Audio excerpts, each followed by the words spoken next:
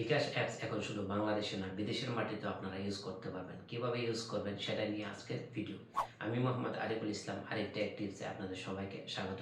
আর আপনারা যদি আরিফ টেক টিপসের নিয়মিত দর্শক হয়ে থাকেন তাহলে আপনাদেরকে থ্যাংক ইউ সো মাচ। আর যারা নতুন আমার এই চ্যানেলে, আপনারা সবাই আমার চ্যানেলটি সাবস্ক্রাইব করে রাখবেন এবং ফেসবুক থেকে হলে অবশ্যই ফলো করে পাশে থাকবেন, কারণ টেক সংক্রান্ত এবং প্রবাসী সংক্রান্ত বিভিন্ন ধরনের ভিডিও আমার এই চ্যানেলে দেওয়া হয়। তো চলুন ভিডিও শুরু করা যাক। Let's get started the video. প্রবাসী বিকাশ অ্যাকাউন্ট খোলার জন্য প্রথমে চলে যাবেন প্লে স্টোরে গিয়ে আপনার বিকাশ যে অ্যাপসটা আছে সেটা ডাউনলোড করবেন। আমি ডাউনলোড করে নিচ্ছি বিকাশ, তারপর ইনস্টলে ক্লিক করে দিচ্ছি।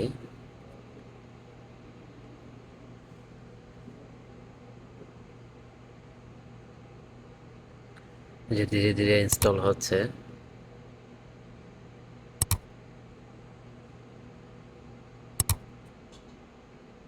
একটু ওয়েট করবেন। এই যে হয়ে গেছে। এখন আমি এটাকে ওপেন করব। ওপেন করার পরে এই যে দেখুন, এই যতগুলি আছে অ্যালাউ করে দিবেন, যতগুলি আছে অ্যালাউ করে দিবেন সবগুলি। Allow while using the app, এটা দিয়ে দিবেন। দিয়ে দিলাম। দেওয়ার পরে দেখুন এখন এখানে যে দেশে থাকুন না কেন আপনার বাংলাদেশে এনআইডি দিয়ে বিকাশ অ্যাকাউন্ট খুলুন অথবা লগ ইন করুন। হ্যাঁ, এখানে বলে দিয়েছি যে কোনো দেশে থাকলে আপনি বিকাশ অ্যাকাউন্ট খুলতে পারবেন।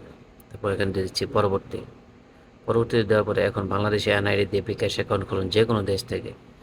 ওকে, তো আপনার এনআইডি দিয়ে বিকাশ খুলুন মিনিটেই। লগ ইনে ক্লিক করবেন, লগ ইন অথবা রেজিস্ট্রেশন। তো এখানে সব কিছু এখানে পরে নেবেন। এখানে অনেকগুলো দেওয়া আছে, অপশন দেওয়া আছে যে আপনি কীভাবে খুলবেন অথবা কত বোনাস পাবেন। তারপর লগ ইনে ক্লিক করলাম। লগ ইনে ক্লিক করার পরে আমি সৌদি আরবে থাকি, তো সৌদি আরবের নাম্বারটা এখানে আমি দিয়ে দিচ্ছি। ওকে, তো খুবই সহজভাবে করতে পারবেন। আমি সৌদি আরবের নাম্বারটা এখানে জিরো দিয়ে দিচ্ছি। জিরো ছাড়া করতে হবে, জিরো দেওয়া যাবে না। ওকে, জিরো না দিয়ে আমি এখানে দেখেন এখন পরবর্তী অপশনটা এসে পড়ছে। তো এটা আমি এখন পরবর্তীতে ক্লিক করব। নাম্বারটা ঠিক আছে কিনা দেখে নেবেন ভালো করে। তারপর পরবর্তী অপশন দিয়ে দিলাম। তারপর আপনার মোবাইল নাম্বার যাচাই করুন, মোবাইল নাম্বারটাকে ঠিক আছে কিনা দেখবেন। তারপর আপনার মোবাইল নাম্বার একটা ওটিপি কোড চলে যাবে। এই যে দেখুন ওটিপি কোডটা এসে পড়ছে, আমি অ্যালাউ করে দিলাম। অ্যালাউ করার পর এখানে অনেকগুলো টার্মস এন্ড কন্ডিশন দিচ্ছে, এখানে সব বন্ধ করে আমার সম্মতি আছে এটাতে ক্লিক করে দিবেন, অথবা আই এগ্রি, ইংলিশ হলে আই এগ্রি।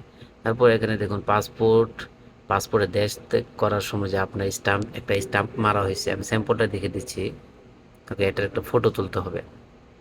আপনি বিদেশে আসার সময় যে এরকম একটা দেওয়া আছে, হ্যাঁ, এটা আপনাকে ফটো তুলতে হবে। আমি পাসপোর্টটা নিয়ে নিচ্ছি, তো একটা ছবি তুলবো এটার।